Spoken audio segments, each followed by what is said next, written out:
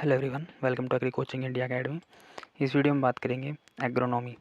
पहले वाली वीडियो में जो भी हमने निम्रा सुंधा की वीडियो में जो बुक कवर की है उसी का ये पार्ट होगा। देखिए, इसमें एग्रोनॉमी की बात करेंगे। एग्रोनॉमी स्टार्ट होगी और इससे पहले के जितने भी निम्रा सुंधा के पेजेस थे वो हम कंप्लीट कर चुके हैं। आप वीडियो को प्लेलिस्ट में जाकर देखिए। इसका इम्पोर्टेंट पॉइंट होंगे कुछ। देखिए, फर्स्ट पॉइंट ये है, mycorrhiza is a symbiotic association between. इसका मतलब है जो माइक्रोजा एक फंगी है वो सिम्बायोटिक है, जो किन किन के बीच का एक है। तो इसका आंसर होगा fungus and root of higher plant. Fungus है ये आपको एक पॉइंट याद रखना है कि माइक्रोजा क्या है, तो आप एक फंगस या हायर प्लांट, आपका आंसर सही होगा। नेक्स्ट पॉइंट है VAM। देखिए, VAM ये है वेसिकुलर अर्बस्कुलर माइक्रोजा। ये जो है फास्फोरस का सोबलाइजेशन फंगी है जो कि प्लांट की रूट में पाया जाता है। जो फास्फोरस को, सोबलाइजेशन का मतलब घुलनशील होता है, तो ये याद रखिए। वाम किससे रिलेटेड है? ये पी, फास्फोरस से। नेक्स्ट पॉइंट है, cereals are deficient in which amino acid. इसका मतलब है जो सीरियल्स है, जो अन्न वाली फसलें हैं, अनाज वाली फसलें हैं, उनमें किस अमीनो एसिड की कमी होती है? तो इसका आंसर लाइसिन होगा। Next point, amino acid which is डिफिशेंट in legume. Legume जो दलहनी फसल होती है उसमें किस अमीनो एसिड की कमी होती है? बेसिकली इसका मतलब ये है। तो इसमें जिसका सही आंसर होगा मैथायोनिन होगा। याद रखिएगा, दोनों पॉइंट काफ़ी इंपॉर्टेंट है, याद रखिएगा। Next point, power tiller is most suitable for the cultivation. जो पावर टिलर है किस कल्टीवेशन के लिए सबसे अच्छे या सूटेबल होते हैं? तो इसका आंसर पेड़ी होगा।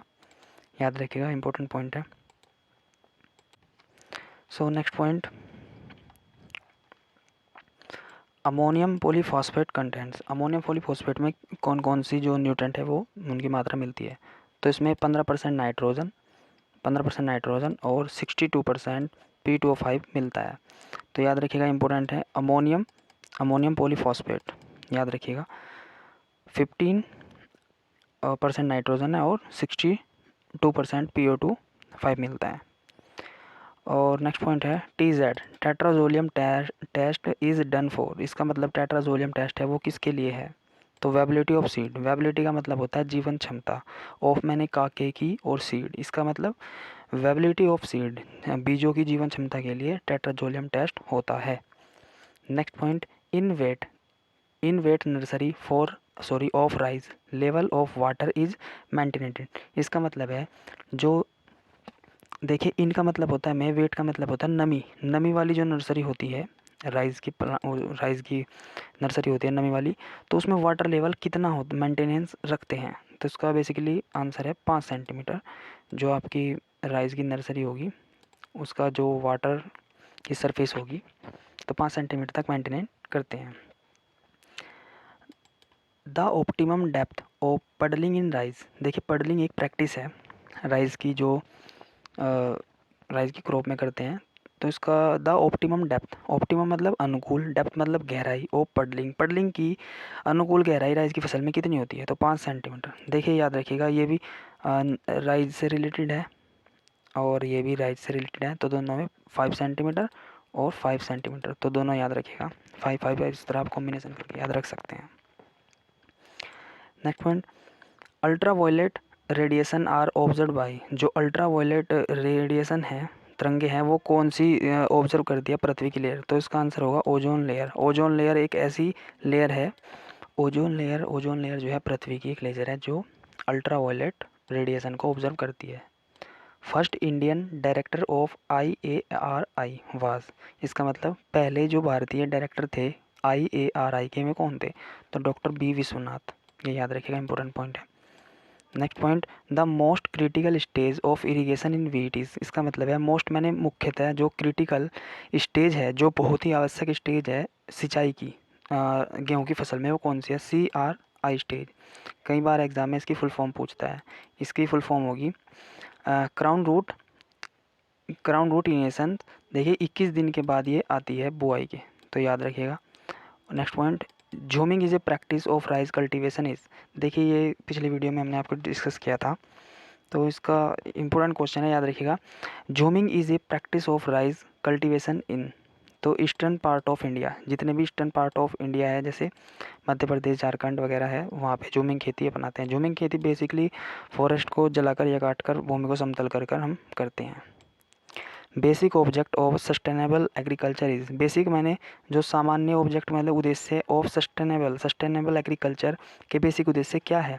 सस्टेनेबल एग्रीकल्चर का मतलब होगा कि जितने भी हम जैसे खाद उर्वरक और या पेस्टिसाइड वगैरह यूज़ करते हैं उन्हें कम से कम यूज़ करते हैं, उसे सस्टेनेबल या इकोलॉजिकल फार्मिंग कहते हैं।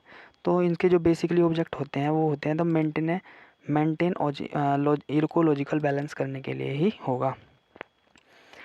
The plants growing in salt water now as, इसका मतलब जो प्लांट ग्रो करते हैं नमक के पानी में यानी कि साल्ट वाले वाटर में, तो उन्हें क्या कहते हैं, तो इसे हालोफाइट्स कहते हैं।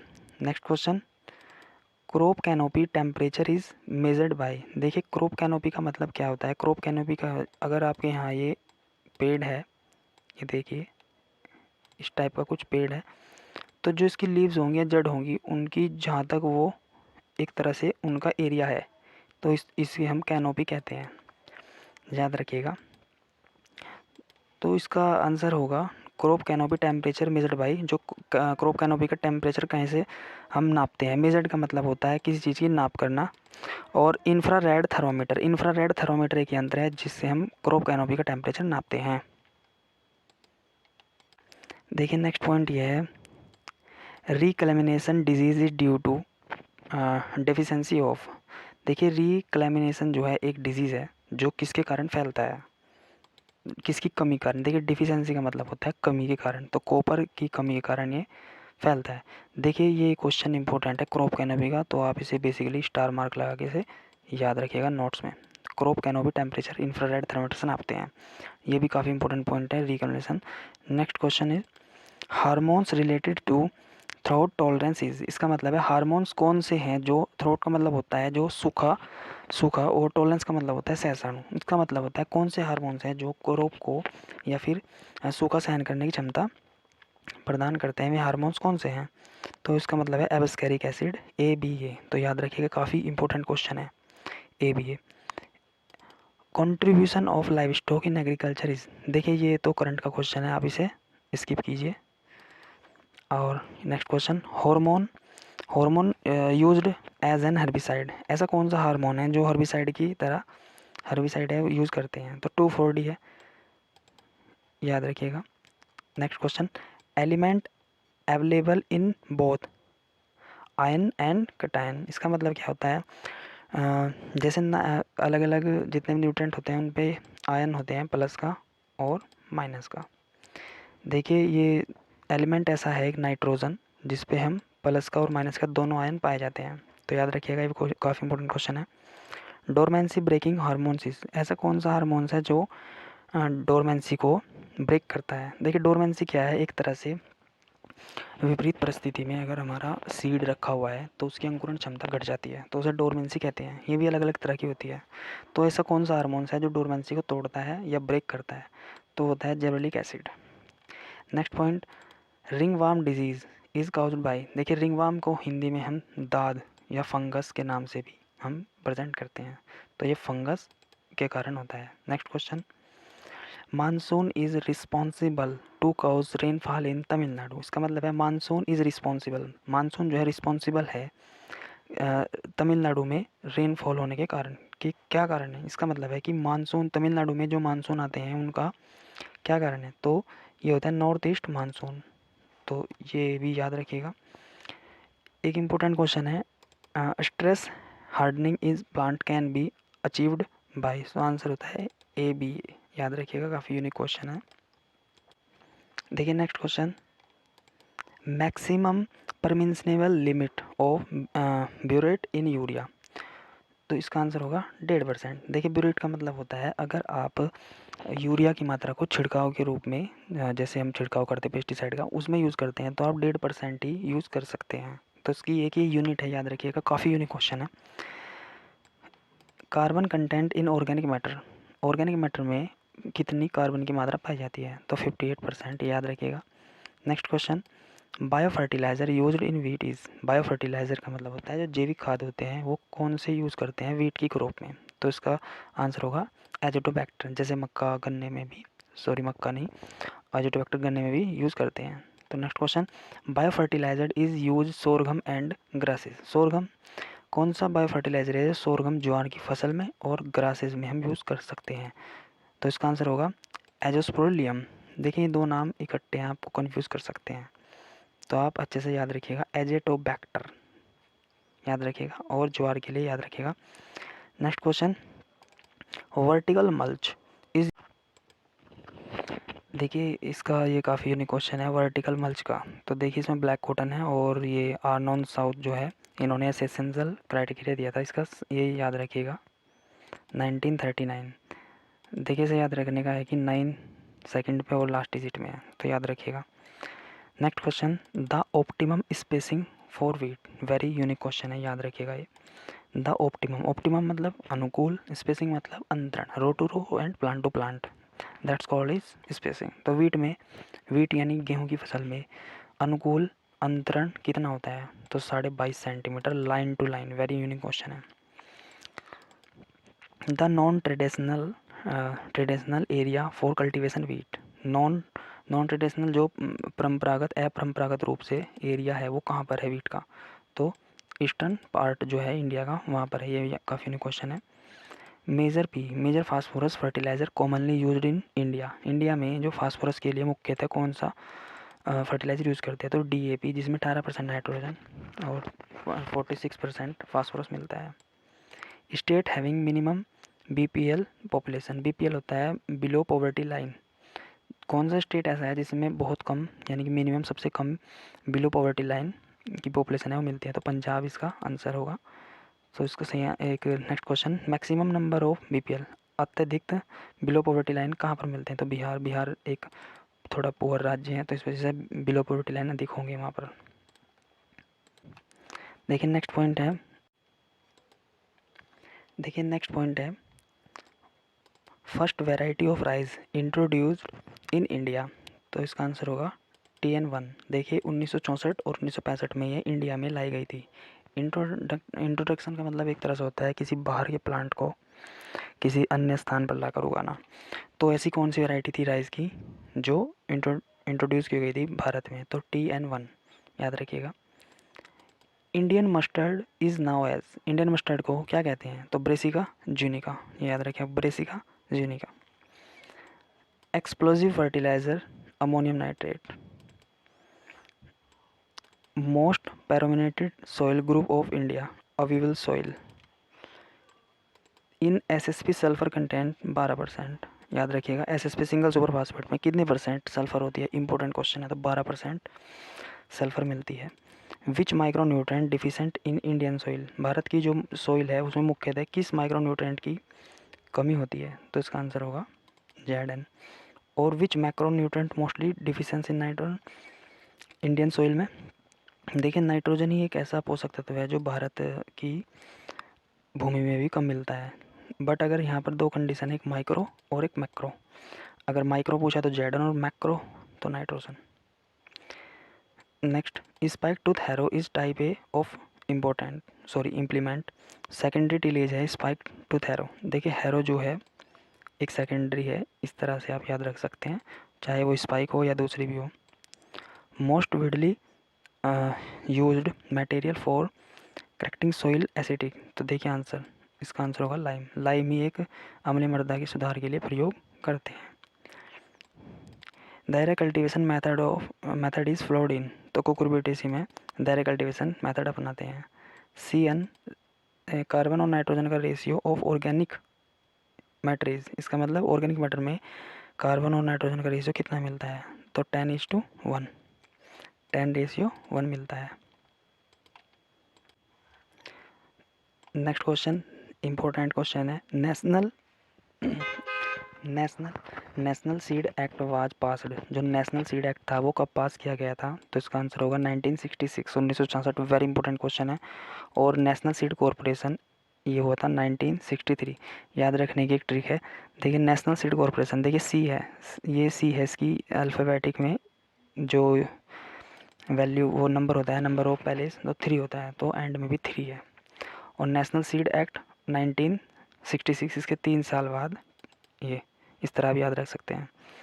रूट प्रमोशन हार्मोन, रूट का जो प्रमोशन करता है वो कौन सा हार्मोन है, IBA। Flower and fruit setting hormone, जो फूलों की और फ्रूट की सेटिंग करता है कौन सा हार्मोन है, NAA। Bench stretching is done when slope is more than 15%, ये हम इसे जो रेंज है इसकी 16 से 33% भी है। देखिए बेंच स्ट्रेचिंग का मतलब होता है एक तरह से जहाँ पर ये एक नाम दिया गया है कि मेथड का, बेंच स्ट्रेचिंग, जहाँ पर अगर हमारी भूमि का स्लोप ढलान जो है 15% से अधिक है ऑल ओवर एरिया को देखते हुए, तो वहाँ पर बेंच स्ट्रेचिंग करते हैं। दरअसल उस स्लोप पर खेती करने को हम बेंच स्ट्रेचिंग कहते हैं। अगर क्वेश्चन ये आया कि 15% आपकी भूमि का स्लोप है तो किस प्रकार की खेती करेंगे, उसे क्या नाम देंगे, तो बेंच स्ट्रेचिंग होगा। तो आप याद रखिएगा बेंच स्ट्रेचिंग। तो 15% स्लोप, 16 से 33% तक रेंज है इसकी। Mass per unit value is called bulk density, mass per unit value is called density, bulk density होती है, याद रखिएगा, इंपॉर्टेंट क्वेश्चन है। डिस्क प्लो, देखिए डिस्क प्लो, प्लो का मतलब होता है एक तरह से हल, और डिस्क का मतलब होता है एक तरह से किसी भी चीज़ का पार्ट है disc. Is used when the soil, इसे कहते हैं थॉट। फर्स्ट मैन सीरियल इज, जो first man made cereal is, जो यह ट्रिटिकल, ये याद रखिएगा, इंपॉर्टेंट क्वेश्चन है काफ़ी। Cheapest nitrogen content fertiliser is, इसका मतलब है चीपेस्ट मैंने सबसे सस्ता नाइट्रोजन का फर्टिलाइजर कौन सा है, तो इसका आंसर यूरिया है, ये याद रखिएगा, काफ़ी यूनिक क्वेश्चन है। और एक आंसर ये भी याद रखिएगा, first product of urea hydrolysis, ये होता है अमोनियम, ये वेरी इंपॉर्टेंट क्वेश्चन है ये भी। सो नेक्स्ट पॉइंट है, NABARD was set up on the recommendation of Shiva Raman committee, जब हुई थी तो उसके आधार पर नाबार्ड की स्थापना की थी। Free living nitrogen fixation organism is, यह है azotobacter, free living nitrogen fixation. Next question ये याद रखिएगा, काफ़ी यूनिक क्वेश्चन है, free living azotobacter. The fruit of mustard is now age, mustard का जो फ्रूट है उसे क्या कहते हैं, तो इसका answer siliqua. Supplement irrigation is now as, ये होता है life saving irrigation. Major agriculture important commodity in India, edible oil. Major agriculture जो इम्पोर्ट का मतलब होता है निर्यात करना, किसी भी चीज़ के लिए कमोडिटी बनाई गई वो किसके लिए है, जो मेजर एग्रीकल्चर इम्पोर्टेड करते हैं तो एडिबल ऑयल का करते हैं, याद रखिएगा। Next point, Lunishree is a variety of, Lunishree किसकी वैरायटी है, तो सुपर राइस की है, याद रखिएगा, काफ़ी unique question. Next question, plants with separate male and female flower on same plant are now as, देखिए इसका मतलब क्या है, प्लांट्स जो है विद सेपरेट मेल, इसका मतलब है जो मेल और फीमेल अलग अलग फूलों पर है बट वे एक ही प्लांट पर हैं, एक ही प्लांट पर मेल है, एक ही प्लांट पर फीमेल है के फूल है, तो उन्हें क्या कहते हैं, मोनोसियस, याद रखिएगा। National Biodiversity Board is situated at, कहाँ पर है, तो इसका आंसर है नई दिल्ली। नेक्स्ट पॉइंट इज ये होता है Beaufort scale is use to measure, Beaufort scale जो है किसको नापने के लिए कार्य में लेते हैं, तो विंड फोर्स स्पीड। और ये होता है one standard atmospheric is equal to, ये होता है 1013.2.5 MB। डाईबैक ऑफ सूट्स, देखिए डाईबैक क्या है, एक डिजीज़ है सूट जिसके कारण होता है, तो कॉपर की कमी कारण होता है, याद रखिएगा। और next point, occurrence of grey spot on leaves is due to deficiency, देख लिए ग्रे स्पॉट जो है वो लीव्स पर किसके कारण दिखाई पड़ते हैं, तो मैग्नीज के कारण दिखाई पड़ती है, काफ़ी यूनिक क्वेश्चन है, बस याद रखिए ग्रे स्पॉट, याद रखिए grey spot grey spot grey spot manganese. Most most destructive disease of sugar cane, ये होता है रेड रोट, जो कि ये मतलब मेजर डिजीज़ है शुगर कैन का। Potatoes are borne on stolon, याद रखिएगा, ये भी इम्पोर्टेंट क्वेश्चन है। Potato tuber are a modified from, ये होता है स्टेम, इसका हिंदी में मतलब है आलू को किसका रूपांतरण कहते हैं, तो तने का कहते हैं। Sowing of sugar cane in trench method is helpful to prevent. देखिए सोविंग बुआई ऑफ शुगर कैन की बुआई करना ट्रेंच मेथड में किसके रोकने के लिए, प्रिवेंट का मतलब अवरोध करने के लिए हेल्पफुल होती है। तो ये होती है लोडिंग, जहाँ पर पानी भरा रहता है उसे कहते हैं loading. So next question, for seed purpose carrot is growing of biennial. देखिए बेनियल जो होता है ये होता है 1 वर्ष से अधिक। अगर हम गाजर की सीड प्रोडक्शन के लिए खेती करते हैं तो उसे बेनियल ग्रो करते हैं, 1 साल से अधिक ग्रो करनी पड़ती है। नेक्स्ट पॉइंट देखिए, boron is harmful to plants when contractions as. ये होता है मोर देन 3 ppm। बोरोन जो है नुकसानदायक होगा अगर आप 3 ppm से अधिक छिड़काव करते हैं। Which crop has maximum productivity among the cereal. अनाजें या खाद्यान्न वाली फसलों में किसकी अत्यधिक प्रोडक्टिविटी मिलती है? ये होती है मक्का maize. Kaolin is a type of anti transpirants. ये होता है रिफ्लेक्टिंग टाइप। देखिए ये एक प्रकार का मटेरियल है कोयलिन, जो कि सूर्य से आने वाले प्रकाश को, अगर ये लीव्स है, लीव्स पर पत्ती पर अगर सूर्य का आने वाला प्रकाश डलता है और उसे रिफ्लेक्ट कर दे तो उसे में काम में ले जाता है। इससे क्या होगा, इससे जो वाष्पोत्सर्जन क्रिया होगी वो कम होगी, जिससे पौधे को अत्यधिक न्यूट्रिएंट मिलेंगे। इसी तरह ये होता है साइकोल ट्रिपल सी, ये ग्रोथ को रोकने का काम करता है। फैमिली ऑफ सियामी यानी कि तिल की जो फैमिली है उसे क्या कहते हैं? पेडलिएसी।